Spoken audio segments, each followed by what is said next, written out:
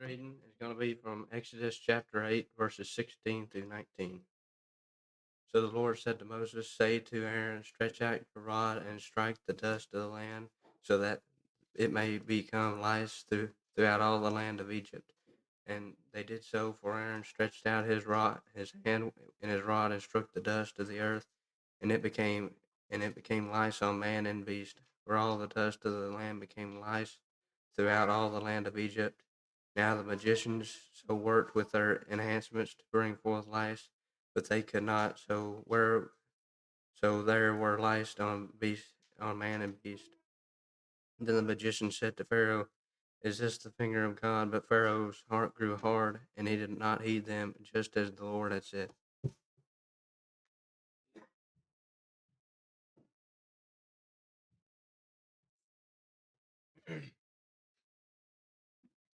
Going through our series of Yahweh versus the gods, or Jehovah versus the gods, we've gotten into a series within a series, I guess you could say, with the Egyptian gods.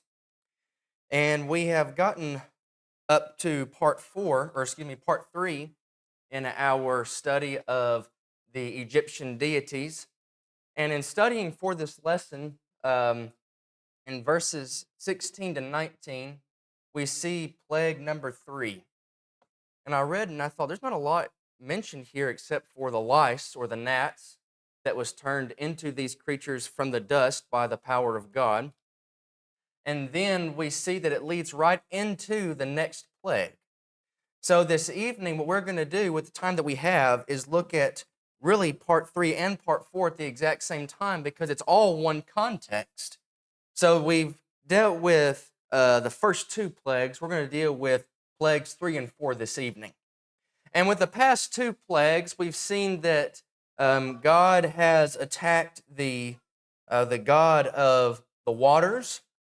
We see that he has attacked the God of really the creation, the animals, with the frogs.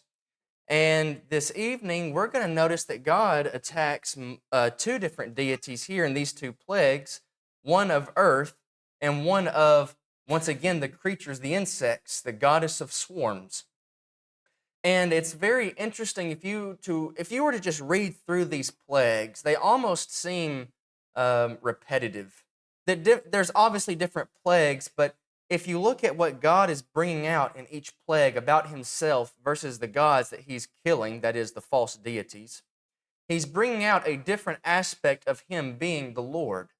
Because multiple times in the book of Exodus, especially throughout the book of Ezekiel, you'll see that God says, "And you shall know that I am the Lord, I am Jehovah, the self-existing one." He introduces this all the way back into Exodus 3, going into Exodus chapter 4 by saying, "You tell Pharaoh that I am sent you. I am that I am, the self-existing one.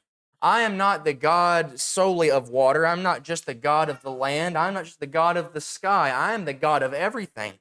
I created everything, and therefore I am that I am." And so with each plague, he's bringing out a different aspect of who he is, while at the same time destroying the idea and the concept of all the deities of Egypt. And in these next 2 plagues that we're about to look at, Jehovah versus the gods of Egypt, we see that he uses these different visualizations, if you will, these embodiments of these gods to destroy these gods in the eyes of the Egyptians. And what we're going to be looking at this evening is we're going to have to keep it within the context of these things are happening after one another. We had just got done discussing the goddess or the god of the frogs. Now we're going to be looking directly into the next plague. "Then the Lord said to Moses," verse 16, "Say to Aaron, stretch out your staff and strike the dust of the earth, that it may become gnats or lice through all the land of Egypt." And they did so. And Aaron stretched out his hand with his staff and struck the dust of the earth, and there were gnats or lice on man and beast. All the dust of the earth became lice through all the land of Egypt. The magicians tried with their secret arts to bring forth gnats or lice, but they could not. So their So there were lice on man and beast. Then the magician said to Pharaoh, "This is the finger of God." But Pharaoh's heart was hardened, and he did not listen to them as the Lord had said. Now, this small section, verses 16 through 19, is going to be our first point. We're going to see divine display, a divine display of God's power, the power of God.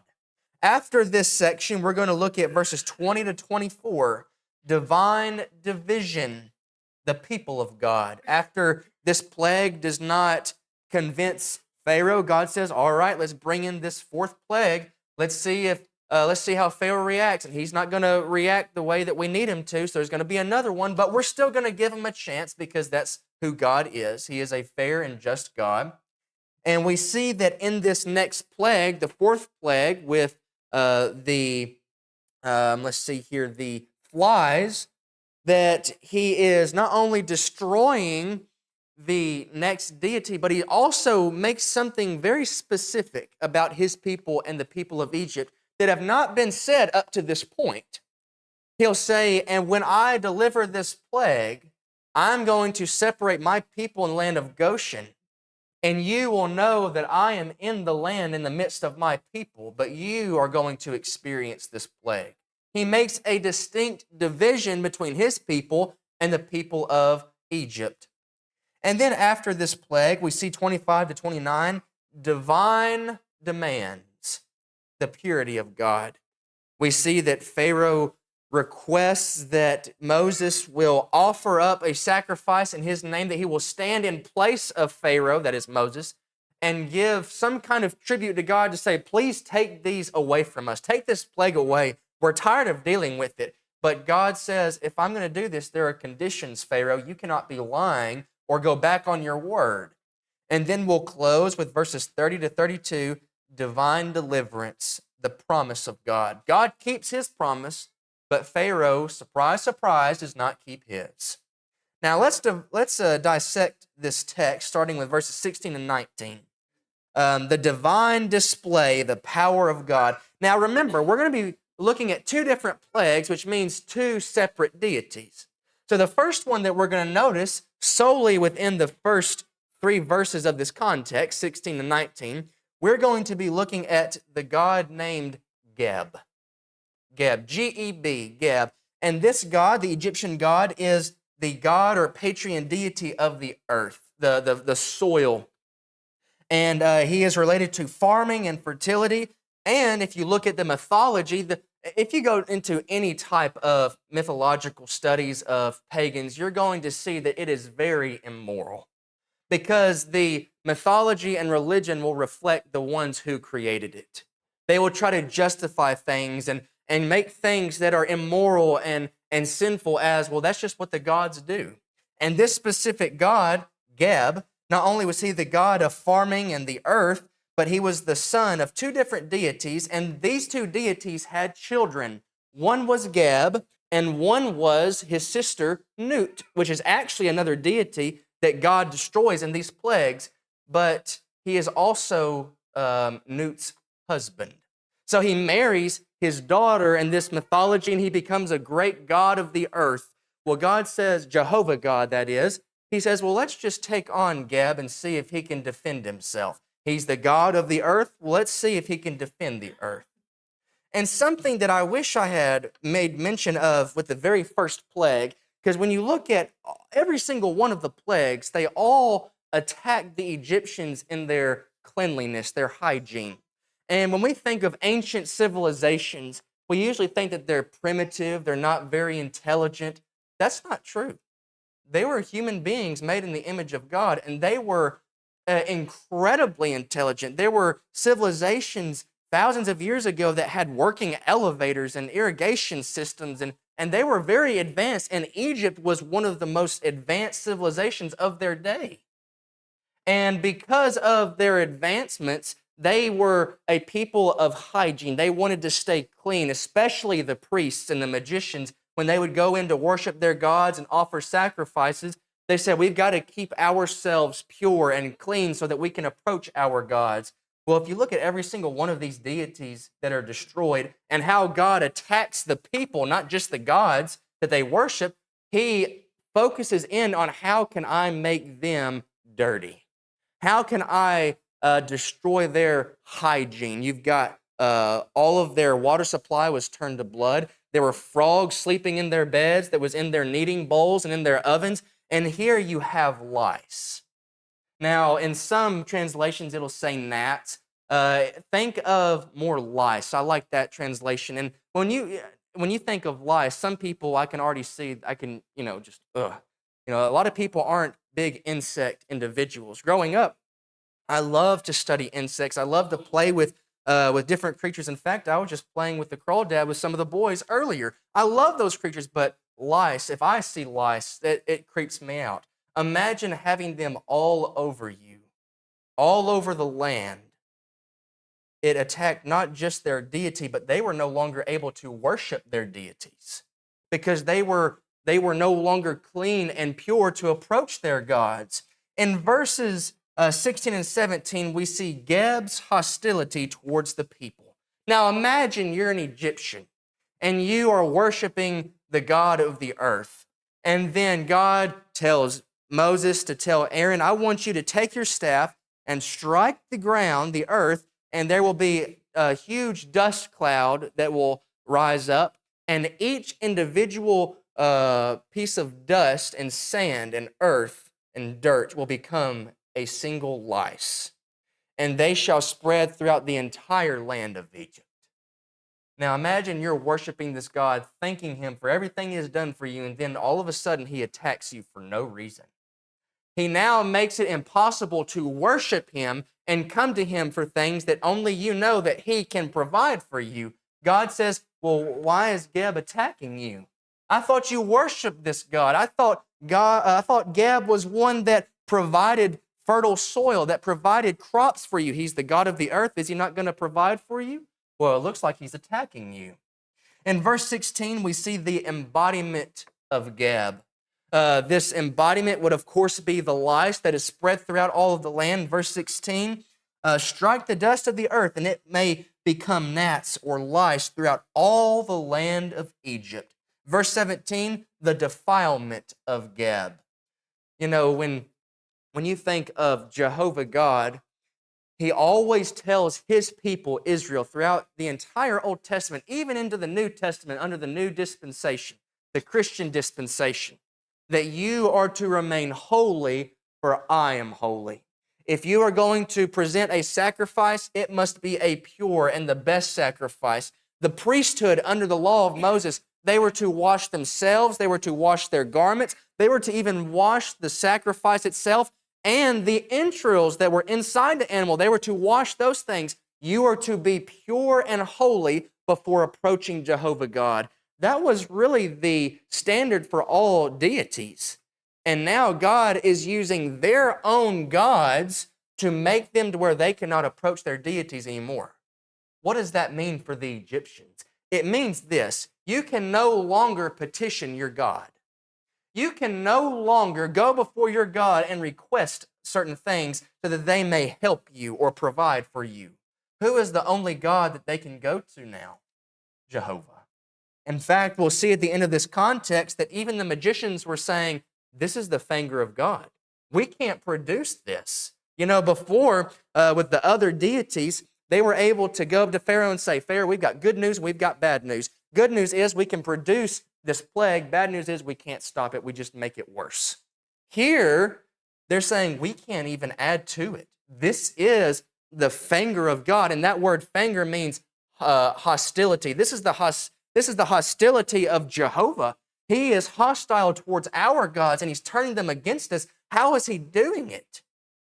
But then you see verses 18 and 19, the God's hostility to the protectors. So you see that Geb is hostile to his people, to his own people, and God says, actually, what I'm doing is I'm being hostile towards their gods, which makes the gods hostile towards their own people. Look at verse 18 with me. It says, the magicians tried with their secret arts to bring forth gnats or lice, but they could not. So there were gnats on man and beast. Then the magician said to Pharaoh, "This is the finger of God." But Pharaoh's heart was hardened, and he did not listen to them as the Lord had said. Now, where were all of these lice on? It wasn't just on the Egyptian people. Where were they? They were also on the creatures. Now, we'll notice later that they did not offer sacrifice of bulls and cattle, that is, cows, because that was seen as a god within itself. They offered up sacrifices with other creatures. But even their creatures weren't able to be put up as sacrifices because they were tainted. They were defiled by these lice. God says, I am making it impossible for you to go before your gods and petition him or her for help. The only God that can help you now is me. What are you going to do about it, Pharaoh? In verse 18, we see the failure of the magicians. We can't produce it. We've tried copying it over and over again, and nothing works. Pharaoh, this is the one true God, and he's being hostile to our deities. What are we going to do? I can only imagine what the magicians were thinking as they were approaching Pharaoh. Because if you look at not just the Egyptian mythological studies and stories, but it also was in the Roman Empire. The leaders, the pharaohs and the emperors, they believed to be descendants of gods. And so by them going to Pharaoh, Pharaoh was kind of like the in-between for the people and for God, their gods. They're saying, he's destroying our gods. Pharaoh, the one who is from the gods, what are we going to do? And what does Pharaoh do? He simply says, don't worry about it. Just pretend like it's not happening. Maybe it'll go away. Imagine somebody who's so stuck in their ways, they see it for themselves, and yet they just, with the wave of the hand, say, that doesn't mean anything. Their own people are being destroyed by their own deities, and he says, I'm not going to worry about it. He's in denial is really what it is. Do you think that there are some people, when they see the truth for themselves, they go into a state of denial because they don't want to accept the truth that they are no longer a God unto themselves?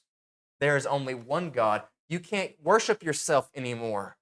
Your lustful desires, you can't worship those things anymore. Those gods are destroyed by Jehovah, and they say, no, I'm still going to worship them.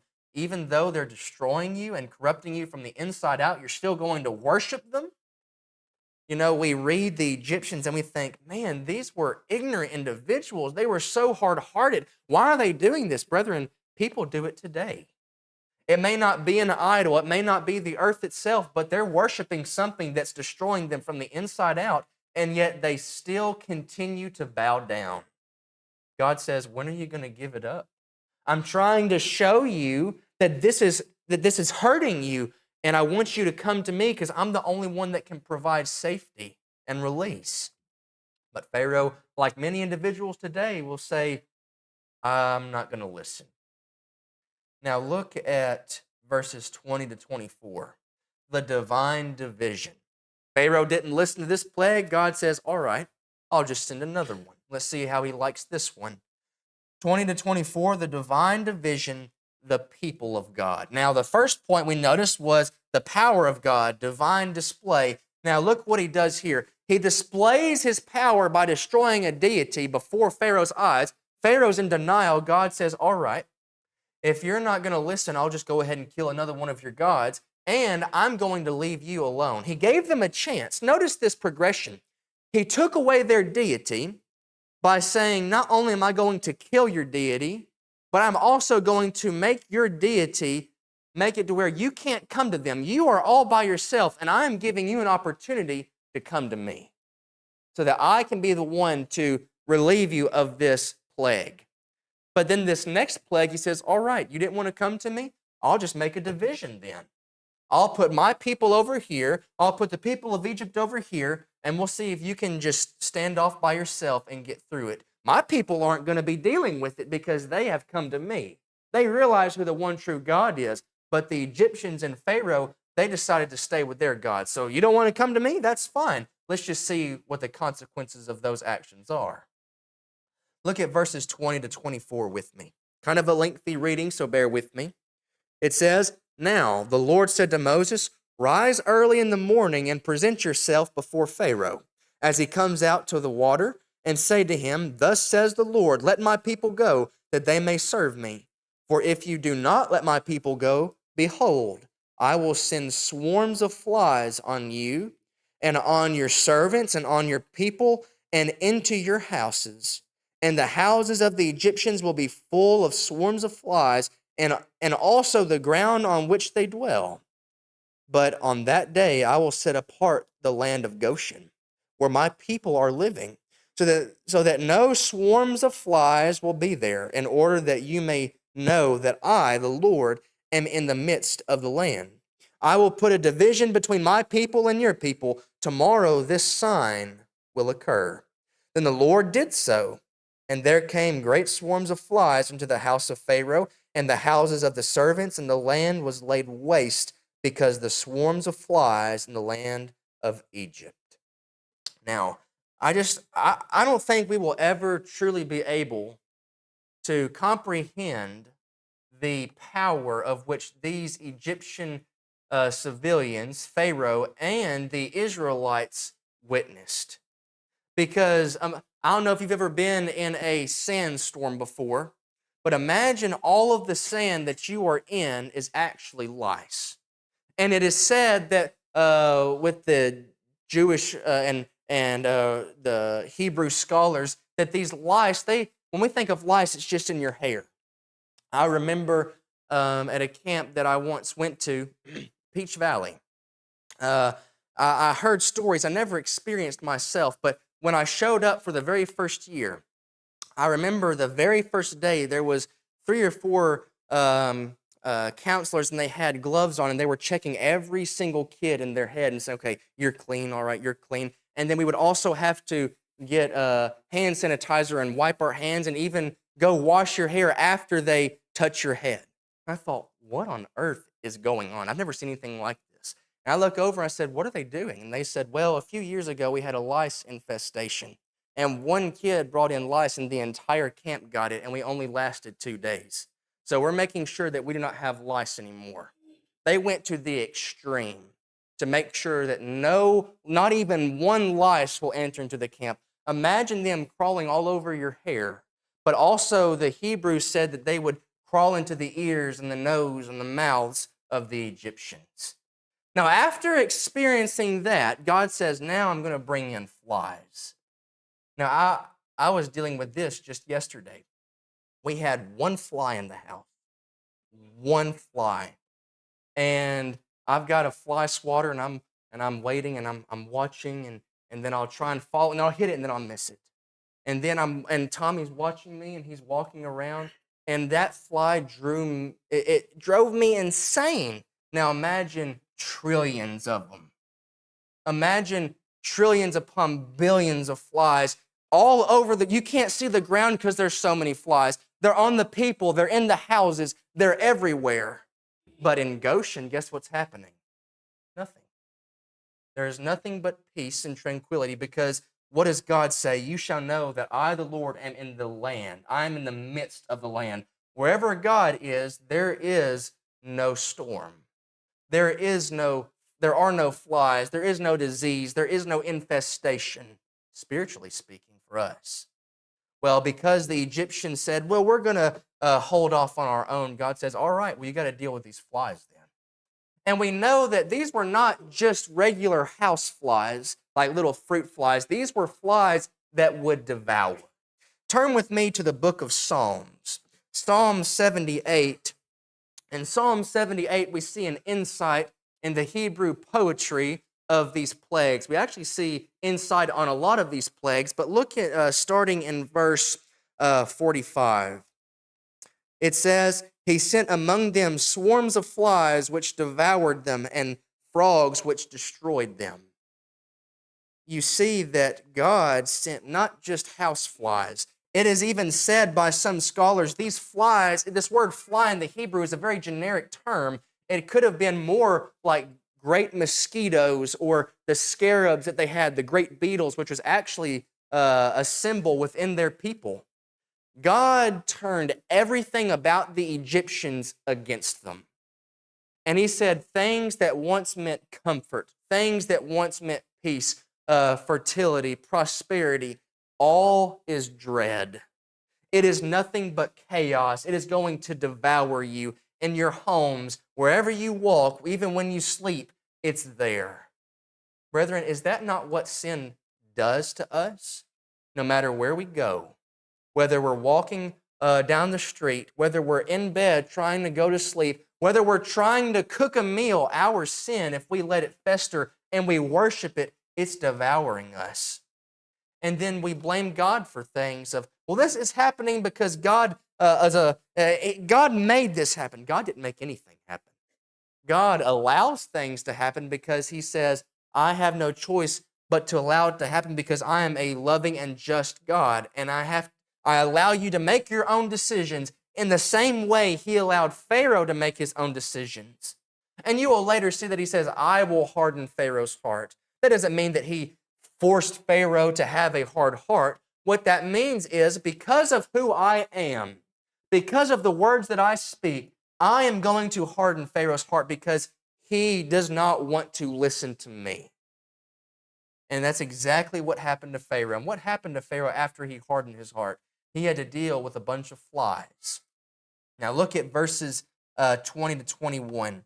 Serving of the worshipers, 20 to 21. Now the Lord said to Moses, rise early in the morning and present yourself before Pharaoh as he comes out to the water. You know, Pharaoh has been coming out to the water quite a bit up to this point with each plague. You want to know why he's doing that? It's because that was Pharaoh's normal routine for worshiping the gods. He was going to the Nile, that was the provider of all life for Egypt, worshiping the Nile. You would think after the first plague that's not going to happen anymore. But because of his hardened heart, he still is trying to worship something that does not exist. And God tells Moses, you go to him when he's going to try and worship his deity, and you tell him this, let them serve me, verse 20, or you will not be able to serve your gods, verse 21. Look what he says in verse 21. For if you do not let my people go, behold, I will send swarms of flies, scarabs, mosquitoes, things that will devour on you and your servants and on your people and into your houses, and the houses of the Egyptians will be full of swarms of flies. Why is Pharaoh being informed of this? Remember the last couple of plagues? If you do not let me have my people to where they can worship me, I'm going to take your gods away so that you cannot worship them. That is a recurring teaching or statement from God. If you do not let my people go, I'm going to cause this plague. What God is saying is, if you do not let my people go, I'm going to kill another one of your gods. If you don't let my people go, I'm going to prevent you from worshiping your gods. Well, what does Pharaoh do? He says, bring it on. You know, we didn't talk about this next deity, which really starts in verse 21. The goddess of the swarm is really what she's known as. Not just the goddess of flies, of fruit flies and things of that, but she is the goddess of swarms, of insects, all types of insects, specifically scarabs and mosquitoes and dog flies. And this goddess, it is said, is a winged armed goddess of the marshes and the sun's burning heat. Lady of flame, she is known as, guardian of the life of the river deltas, especially that of the Nile Delta. She is also known as the goddess that is of the lower Egypt. And then she has a twin sister that is the goddess of the northern part of Egypt. If you look at Egypt and its geographic, you will see that Egypt is divided into northern and southern Egypt, lower and upper Egypt. And there were two main gods that looked over these regions. And Egypt, the city of Egypt, would have been closer to lower Egypt. And this goddess was the one that was governing all of lower Egypt. So what she is the guardian of Egypt, essentially. And what God does is he turns their guardian into their executor. Rather than protecting them from all these dangers, she is now the danger. But really what it is God saying, it's me that's doing this, and I am trying to brand into your brain, there is no other God besides me. And he would actually tell that to the Israelites in Exodus chapter 19 and 20. Worship no other God besides me, for there is no other God besides me. In verses 20 and 21, serving of the worshipers, let them serve me, or you will not be able to serve your gods. How is that possible, Jehovah? I will make you unclean. I will make it to where if you try to approach your gods, they will become angry with you because you are not in the state of worship that you need to be in. And when a God is not presented in the way that they want to be presented, do you think that God's going to be happy?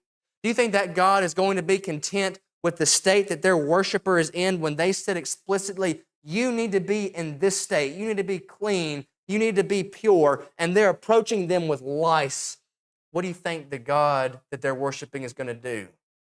How dare you approach me in such a state? You're going to be punished. Look in verses 22 to 23. Separation of the worshipers. The separation of the worshipers. 22, we see that you shall know me by my people. Look what he says in verse 22. But on that day I will set apart the land of Goshen where my people are living, so that no swarms of flies will be there, in order that you may know that I, the Lord, am in the midst of the land. How did they know that the Hebrews were the people of God? It was because God was in their midst. How can people know that Christians are a part of God's people? Because God is in their midst. The only way that people can know that we are a part of God's people is if God is with us. And the only way that God can be with us is if we acknowledge him as the one true God. The Hebrews understood this. They were God's chosen people.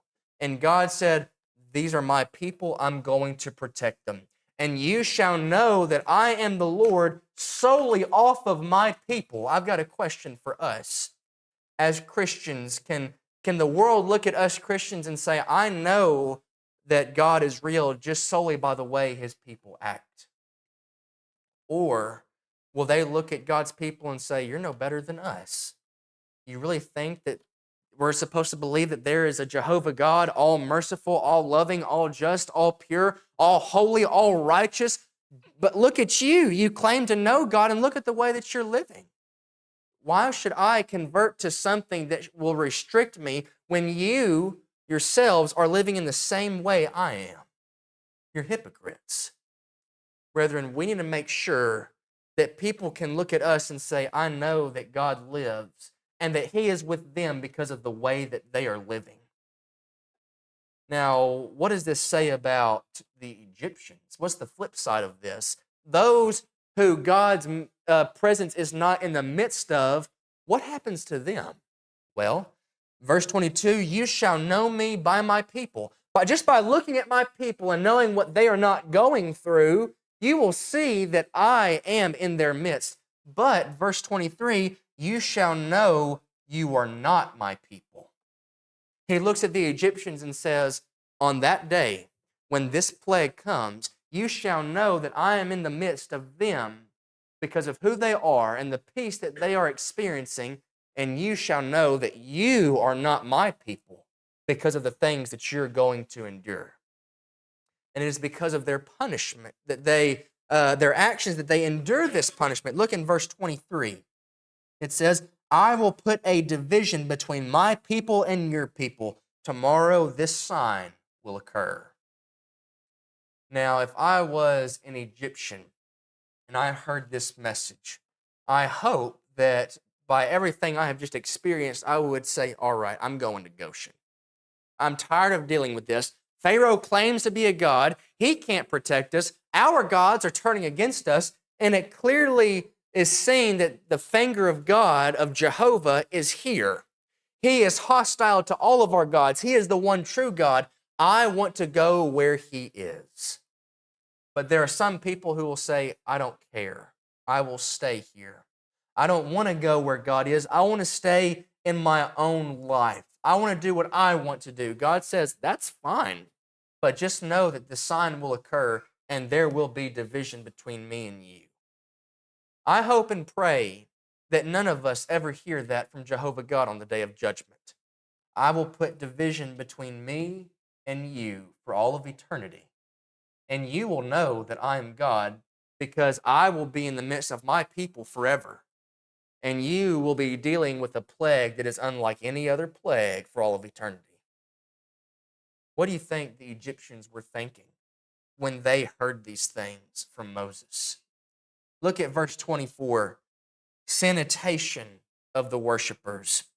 The flies were upon the servants, and the flies devoured the land. The great guardian, and this guardian was named, are you ready for this name? Wajit. The goddess Wajit, the guardian of Lower Egypt, the one that was supposed to protect them, is now devouring them. She is now destroying them to where they no longer can go to their gods.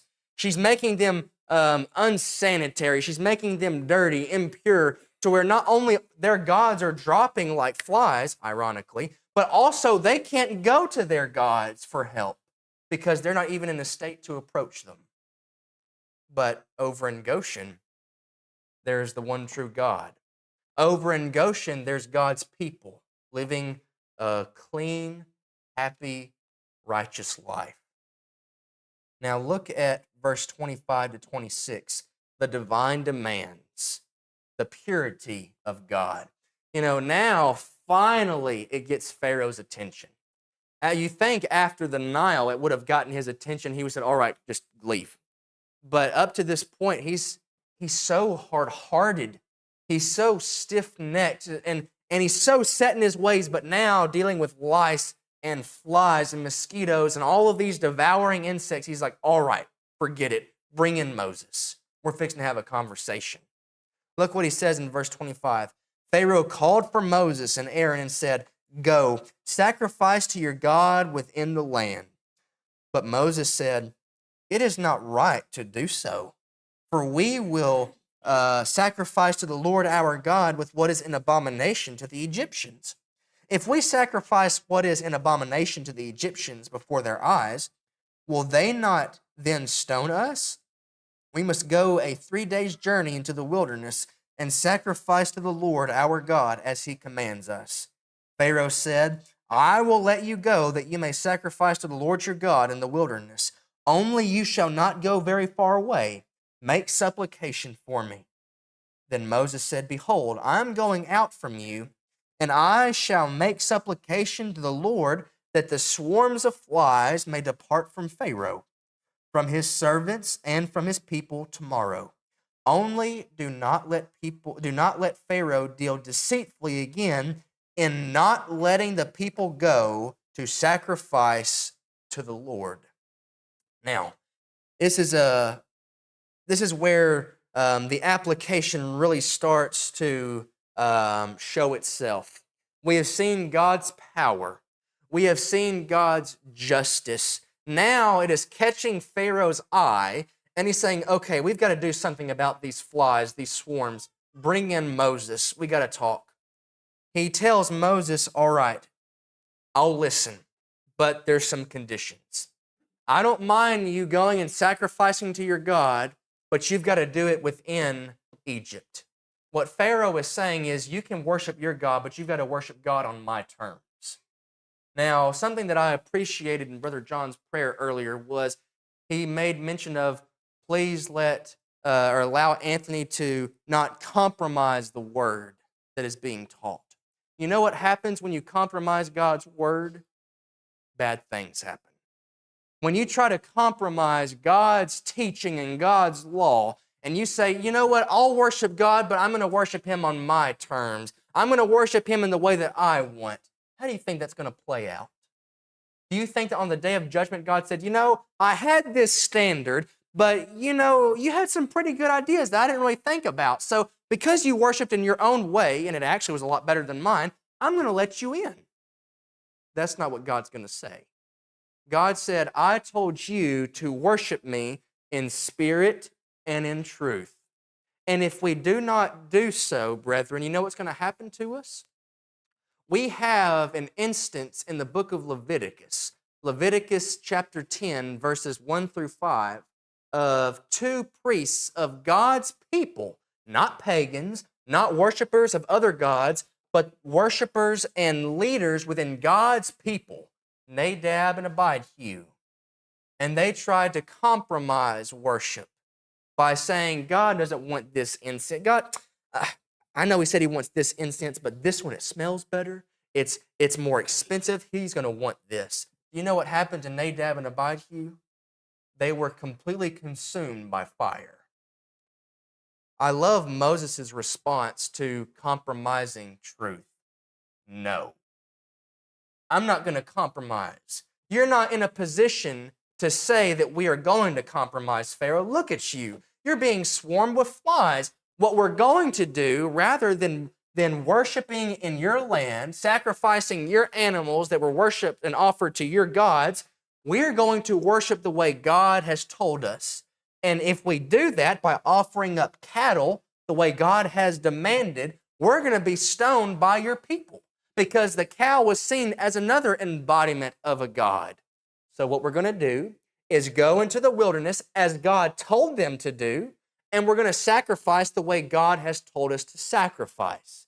And Pharaoh said, all right, as long as you make supplication for me. Well, what does Moses say? Moses says, I'll make supplication. But if God's going to hold up his end of the bargain, you've got to hold up yours. In verse 25 to 27, we see the sacrifice. 25, compromising of Pharaoh. You can, but Moses says in 26 to 27, we see the character of Moses. We're not going to compromise. You're in no place to compromise. We're going to follow. We'd rather serve God than man.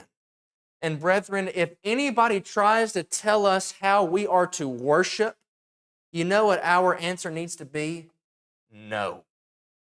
Even if that means that we're going to be rejected, even if that means that we may be stoned or put to death, or however it may be the outcome, you worship God the way God has told you to worship. And God will say, all right, I accept this worship, and you will be rewarded for doing so. Now look, because of the character of Moses, look at 28 to 29, the supplication. 28, the request of Pharaoh, please stand in for me. I've been trying to make compromises. You're not listening. Will you at least listen to this? Please stand in for me. What was Moses' response? Don't lie then. If you are asking me to stand in your place and make supplication for you, you've got to stop lying and keep your word to God. If we expect our mediator to stand in for us on the day of judgment, God says, then you've got to stop lying and keep your word, your vows that you have made. You know, when we go into the watery graves of baptism, putting on Christ, reenacting the death and burial and resurrection of Jesus Christ, our Lord and Savior, we are making a commitment, we are making a vow to God that I'm going to live for you and only you, but then what do we end up doing? We say, we'll let your people go, but then what do we not let go? Brethren, how do we expect God to fulfill his promise if we are not keeping ours? And even though God is a gracious God, he is also a just God. He's got to judge those who are righteous and those who are wicked. Now look at verses 30 to 32. The divine deliverance, the promise of God. Verses 30 to 32. So Moses went out from Pharaoh and made supplication to the Lord. The Lord did as Moses asked and removed the swarms of flies from Pharaoh, from his servants, and from his people. Not one remained, but Pharaoh hardened his heart this time also, and he did not let the people go. In verse 30, we see supplication of the righteous. Moses fulfilled his role. God fulfilled his promise. But then you see verse 31. How did God fulfill his promise? The swarm was removed. God said, if you do as I tell you, you will no longer have to deal with these things. Well, we see shallow repentance in the very last verse. Shallow repentance, verse 32. This is a very sad verse to read. But Pharaoh hardened his heart this time also, which implies he has already hardened his heart multiple times before. This is becoming a recurring thing with Pharaoh. I wonder how many Christians will fall into the shoes of Pharaoh. They say, I'll do it as long as I don't have to deal with this anymore. And then maybe once that thing is up, they say, oh, well, now that it's peaceful, I don't need God anymore. I'll just go back to my old ways.